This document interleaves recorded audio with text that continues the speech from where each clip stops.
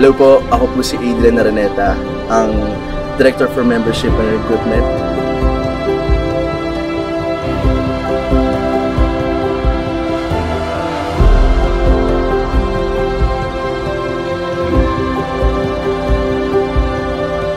Andito po kami ngayon sa Marawi City para tumulong po ng mga tao dito na mga nangangailangan po dito. Nandito po kami ngayon sa Ground Zero, ang ghost town daw po ng Pilipinas.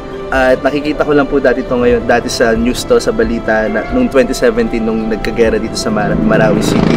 At ngayon na-experience po namin itong nakikita nyo mga ruins, mga building na bomba or may mga maraming namatay dito at maraming nasa dito. So, nakakabugtong hininga, nakaka-speechless ang experience ko dito. Ngayon, kinahalibutan niya ako po eh. Pero, ayun nga po, sana po tuloy-tuloy pong tumulong dito sa Marawi City dahil marami pong nangangailangan dito at marami po tayong pwedeng tulungan po dito.